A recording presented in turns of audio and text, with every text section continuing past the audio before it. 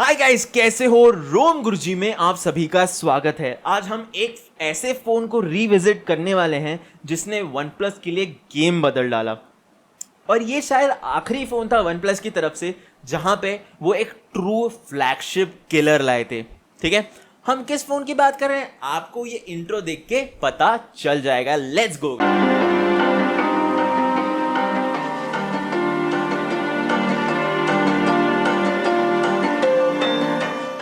आपने देखा होगा गाइस कि वन प्लस 60 है हमारा इस दिन का रेट्रो टेक। ठीक है, तो इस फोन को कुछ 3 साल हो गए हैं, मैं अभी भी इसको यूज कर सकता हूं और मैंने अभी यूज किया है ताकि मैं आपको बता पाऊं 2021 में ये फोन कैसा है।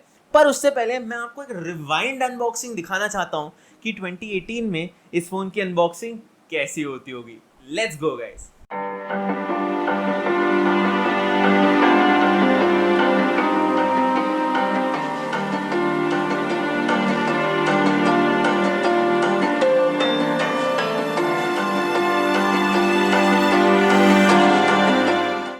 हाय गाइस, तो आज हम इस 3 साल पुराने फ़ोन की वापस अनबॉक्सिंग कर रहे हैं।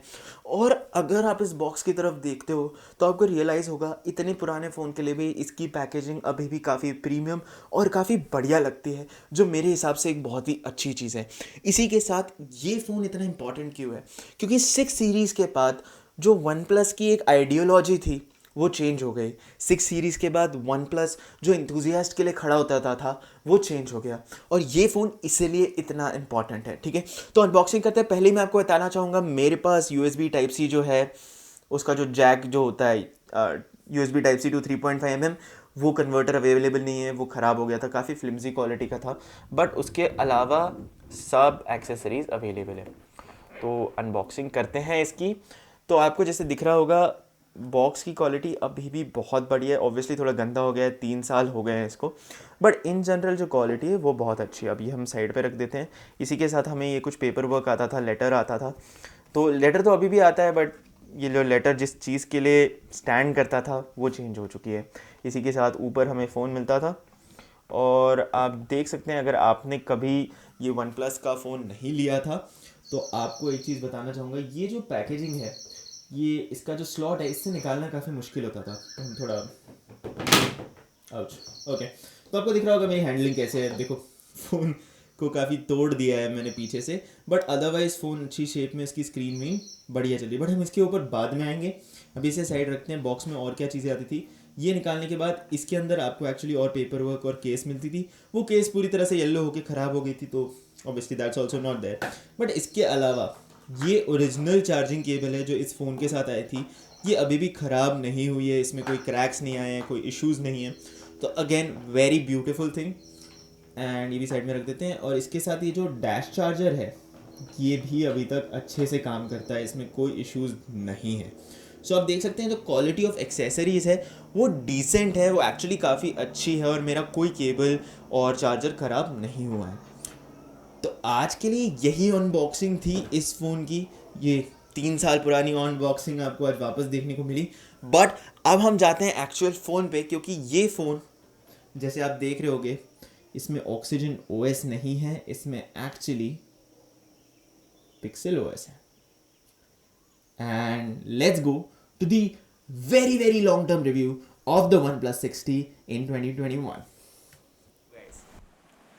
तो गाइज, आपने देखा अनबॉक्सिंग के मामले में ये फ़ोन काफ़ी इंटरेस्टिंग आज भी है। इसका जो पैकेज है वो आज भी इंटैक्ट है और बहुत हाई क्वालिटी है, एक्सेप्ट फॉर वो जो USB type C to audio jack cable थी, उतनी अच्छी नहीं लगी। पर जो भी है, अभी तक बॉक्स की क्वालिटी काफ़ी अच्छी है। पर अब बॉक्स वॉक्स सब छोड़ते हैं, असली फ़ोन पे आते हैं। तो सबसे पहले मैं आपको इसकी बिल्ड क्वालिटी के बारे में बताना चाहता हूँ। तो आप देख सकते हैं बहुत बड़ा क्रैक है मेरे फ़ोन के बैक पे। ये पिछले साल पड़ा है, मतलब 2 साल फ़ोन यूज़ करने के बाद ये क्रैक आया है। और ये क्रैक इंटरनली नहीं है, ऊपर की ग्लास की तरफ ही है। सो फ़ोन में एक्चुअल कुछ भी डैमेज नहीं हुआ, मेरा फ़ोन बिल्कुल बढ़िया तरीके से चल रहा है, तो उसमें तो बिल्कुल ही कोई प्रॉब्लम नहीं है। इसी के साथ अगर मैं इसके कैमरास की बात करूं तो कैमरास अभी भी अच्छे से फंक्शनल है। USB Type-C चार्जिंग पोर्ट भी अभी फंक्शनल है। इनफैक्ट मैं कई बार इसके साथ मुंबई की बारिश में भी फंसा हूँ और ये तब भी फंक्शनल है। So kudos to OnePlus for that.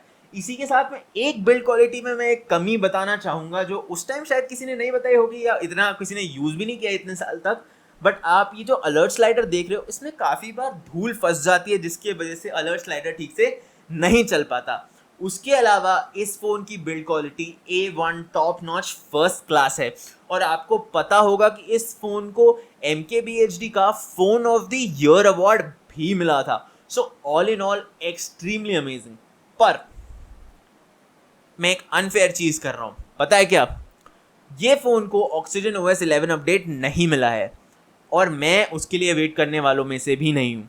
सो इस फ़ोन को मॉडर्न रखने के लिए मैंने इसमें पिक्सल एक्सपीरियंस रोम डाली हुई है जो एक्सट्रीमली अच्छी है, बढ़िया है। इसी के साथ एक फुल्ली फंक्शनिंग Gcam भी आता है इसमें जो एक बहुत ही उम्दा चीज़ है। तो इन जनरल 2021 के लिए ये फ़ोन अगर आपको यूज़ करना है तो आपको ऐसे ना ऐसे कुछ छोटी छोटी चीज़ें करनी पड़ेगी। बट एक बार आपने पिक्सल एक्सपीरियंस रोम डाल ली तो आप बिना कस्टम रोम वाले फ़ोन पे नहीं जा सकते। सो अब सॉफ्टवेयर की बात करते हैं, चलो। हाय गाइस, ये अब सॉफ्टवेयर पे आते हुए अगर बात करेंगे तो आप इसे देख सकते हैं। अभी ये ऑलवेज ऑन डिस्प्ले है। इसके ऑलवेज ऑन डिस्प्ले में एक बग है बट अदरवाइज कोई कुछ इशू नहीं है। फिंगरप्रिंट सेंसर भी बहुत बढ़िया से चल रहा है। और एक चीज़ जो इसमें आपको जानने लायक है कि अगर आप इसको यूज़ करेंगे, अभी ये 3 साल पुराना फ़ोन है बट इसमें कोई लैग, कोई स्टटर्स, कोई इशू नहीं आ रहा है। रीसेंट ऐप स्विचिंग भी बहुत तेज़ है, ठीक है। As you can see call of duty भी चल रहा है तो ऐसे कुछ चलने में प्रॉब्लम नहीं है। आपको गेमिंग इंडिविजुअली गेमिंग के पार्ट में दिखाऊंगा बट आप जैसे देख सकते हैं एनिमेशन बहुत ही क्रिस्प और फास्ट है, कोई इश्यूज नहीं है।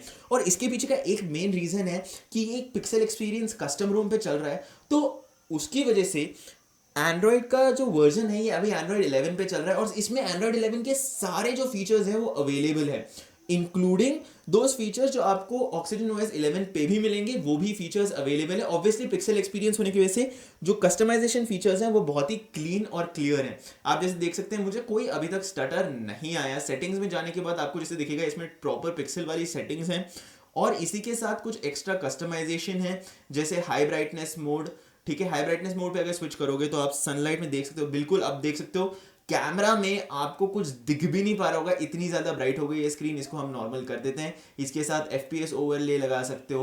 तो ये सारी जो चीज़ें हैं ये बिल्कुल अच्छे से चल रही है और कोई इसमें लैग नहीं आ रहा है। इसी के साथ इसके अंदर Gcam में कैमरा बिल्कुल बढ़िया से चल रहा है, कोई इश्यूज नहीं है, कोई प्रॉब्लम नहीं है। फ्रंट कैमरा भी बड़े अच्छे से चल रहा है। आप देख सकते हो कि फ्रंट कैमरा में भी कोई इशू नहीं है। तो इसी के साथ अगर मैं सॉफ्टवेयर की बात करूं तो ये रीज़न है कि कस्टम रोम्स बहुत इंपॉर्टेंट होते हैं। आप देख सकते हो इसको ऑफिशियली एंड्रॉयड 11 नहीं मिला है बट ये इतना ब्यूटीफुली एंड्रॉयड 11 पे चल रहा है बिना कोई इश्यूज और बिना कोई ट्रबल्स, ठीक है। तो काफ़ी बढ़िया एक एक्सपीरियंस आ रहा है, बिल्कुल स्क्रोलिंग में इशू नहीं है। ऑब्वियसली अगर आपने 120 हर्ट्ज वाले डिस्प्ले यूज़ किए हैं तो आपको थोड़ा प्रॉब्लम आ सकता है बट अदरवाइज एक बहुत ही बढ़िया और उम्दा एक्सपीरियंस इसमें आपको मिल रहा है। सो गाइस, जैसे आपने देखा सॉफ्टवेयर अमेजिंग है।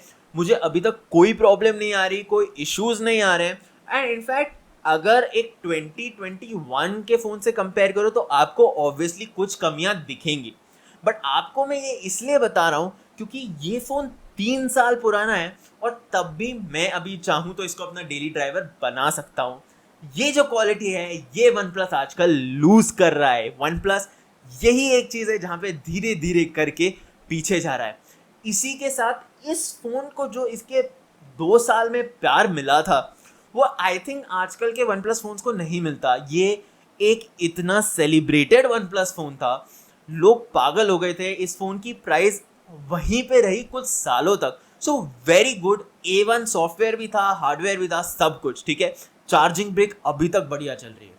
इसी के साथ अगर हम कैमरा पे आते हैं तो कैमरा पे मैं आपको एक कंपैरिजन दिखाना चाहता हूँ क्योंकि अगर मैं बोलूँ कि 2021 पे आप ये कैमरा यूज़ करो उसका कुछ सेंस नहीं बनेगा। ऑब्वियसली आज के सेंसर्स ज़्यादा अच्छे, ज़्यादा पावरफुल और ज़्यादा बेहतर है पर मैं बस आपको ये दिखाना चाहता हूँ कि इन 3 सालों में आज भी अगर मैं इससे फ़ोटो लूँ तो वो मैं इंस्टाग्राम पे अपलोड कर सकता हूँ। तो आपके स्क्रीन पे मेरे करंट फ़ोन iQOO 3 और OnePlus 6T के सेम जगह सेम टाइप में लिए हुए शॉट दिखा रहा हूँ। आप मुझे कमेंट में बताइए आपको कौन सा बेटर लगता है।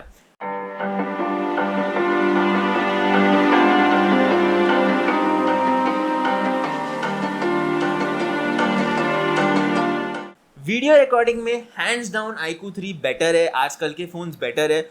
जब मैंने ये फ़ोन लिया था उस टाइम पे वीडियो रिकॉर्डिंग उतनी हाई क्वालिटी नहीं हो पाती थी, तो I don't even want to try. Video recording उतनी अच्छी नहीं है, ऐसे नहीं है कि आप 2021 में हाई क्वालिटी वीडियो रिकॉर्डिंग कर सकते हो। So sadly for that no. Community और सपोर्ट की बात करूं तो यहाँ पे मुझे एक पॉइंट बताना है। जब मैंने ये फ़ोन लिया था वन प्लस का सपोर्ट बेस्ट माना जाता था, हाई क्वालिटी माना जाता था और कोई इश्यूज नहीं आते थे। आज जब मैं वन प्लस की फोरम्स और वन प्लस की ग्रुप्स देखता हूँ मुझे बहुत बुरा लगता है, बिकॉज जब मैंने ये लिया था मुझे सर्विस मिलने में कभी प्रॉब्लम नहीं आई। जब मैंने ये लिया था मेरे अपडेट्स कभी लेट नहीं हुए। बट धीरे धीरे करके एक बहुत ही ज़्यादा मनी हॉगिंग कंपनी की तरफ शायद ये कंपनी जा रही है, जो एक बहुत बुरी चीज़ है क्योंकि हमारे जैसे इंथुजियास्ट ने ये कंपनी को बनाया है।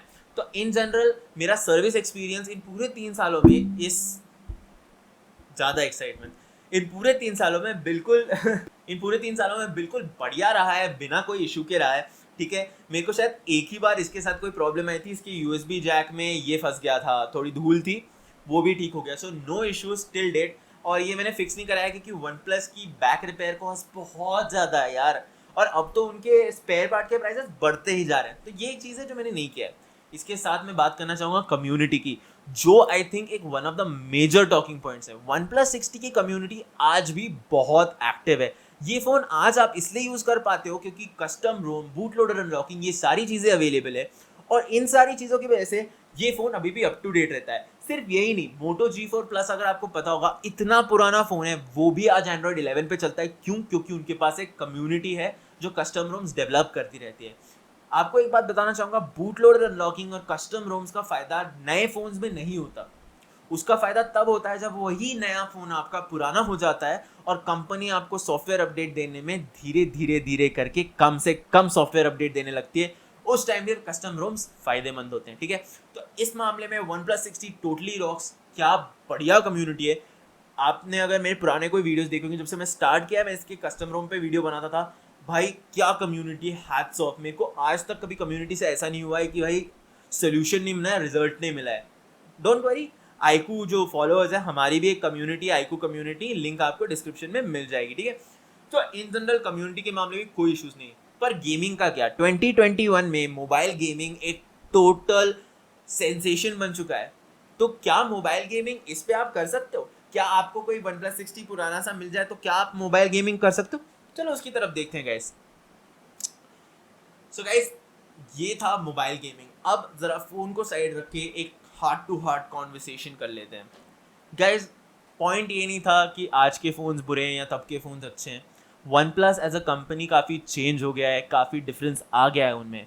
और उतना ही नहीं, आप इन जनरल कोई भी कंपनी देख लो, सारी कंपनियां इंडियन कंज्यूमर्स के लिए धीरे धीरे करके रिस्पेक्ट लूज़ कर रही हैं, और उसमें कंज्यूमर्स की गलती नहीं है।